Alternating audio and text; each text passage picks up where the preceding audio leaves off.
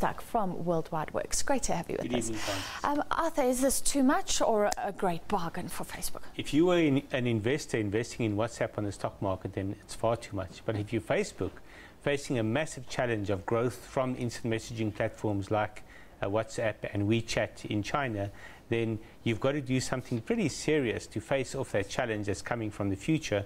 But even today, when you look at the massive growth of WhatsApp, that 450 million user base has to be compared not to where they were 5 years ago, but where they were 9 months ago, when they had 200 million users. So they more than doubled in 9 months. That means that in the next year or two, they're going to reach the billion mark. And that's the territory in which they are a direct threat to Facebook. And Facebook wants younger users because it's losing youngsters. You hit the nail on the head. Although it's still growing and it's well past the billion mark, it's being eroded right at the bottom, at the entry level, where the teenagers, the under 16s, come into the market. And they want to capture those people as they begin to use these kind of tools. And WhatsApp is capturing those people.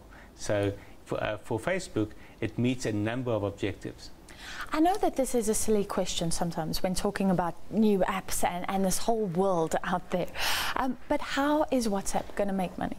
Okay, there's a number of sources of revenue. Firstly, strictly speaking, WhatsApp has got a revenue stream from subscriptions. When you download it and install it, you're supposed to pay them $1. But the way it works is that they say after a year, when you renew it, you have to pay us $1. But every time you reinstall it or install it on a new device, you get that year's grace again. So I think they're going to tighten up on that in the future, and that $1 might become $2. And so once they have a billion users, that's serious revenue to start with. Just tell me, if you're in South Africa, I mean, I'm on WhatsApp and I've never been asked for money, and would you have to hand over your credit card details to pay $1? Either your credit card or a debit card or airtime. And in the future, it won't be $1, obviously, it'll be 9 Rand or 11 Rand as of today. But if you look at the small print when you sign up to WhatsApp, it actually tells you that you're going to pay that money a year from now. But obviously, most people ignore that. Most people forget they even saw that. But at some point, they are going to call it in. But the other revenue stream, potentially, is when Facebook integrates it into their Facebook pages and apps, and they start selling advertising on that part of Facebook that is housing WhatsApp. WhatsApp itself will remain ad-free for a while, but you can be sure that Facebook itself, when people are using it through Facebook, are going to making serious money from it. Okay, so you may be hit in future. Some people hate the adverts.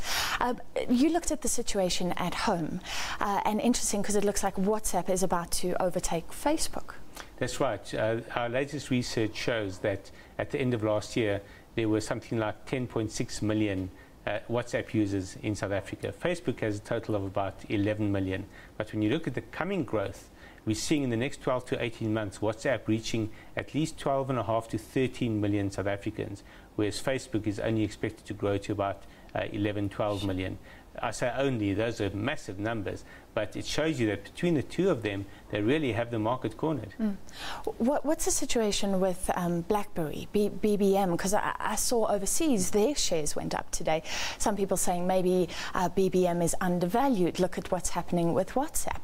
And is there any scope here for Mixit, which is our own, to jump on the bandwagon? Well, firstly, on BBM, it's still strong in South Africa. It has about 21% penetration and growing in this market.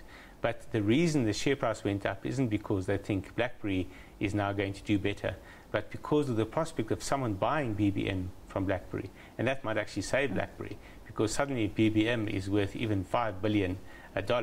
That's more than BlackBerry itself is worth right now. So the software in BlackBerry, in fact, has got greater value now than the hardware. And that's the big change that's happening across the mobile world. The apps are now the tail wagging the dog of the smartphones. Smartphones are no longer what really drives the market. And that's where Mixit comes into the picture as well.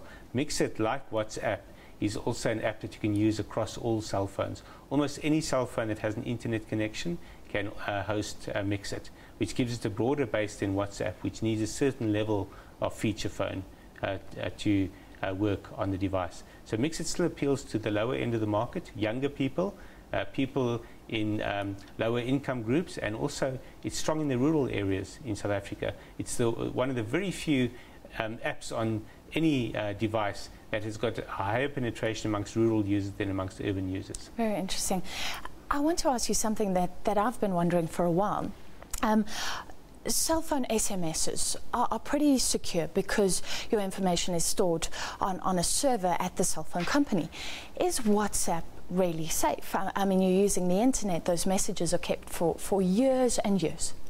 Well, the same thing with the SMSs. They also technically can be kept for years and years. But not online on the World Wide Web. Not online, but still you would have to hack into the servers at WhatsApp to be able to get to any of those messages. Same with SMS. If you could hack into the servers at the cell phone networks, you could get access to them as well. Obviously, an online service is more vulnerable than a service like SMS. But generally speaking, and one can never say never, but generally speaking, it's pretty secure. One doesn't really have to worry. And if you're going to be conducting activity that is highly sensitive and you're terrified of someone being able to hack into it, you should be using a far more secure service than something like WhatsApp. That's perhaps where BBM still is very strong, because BBM uses a very high, or BlackBerry, in terms of its network, uses a very high level of security that even the US military is happy with. WhatsApp can't match up to that.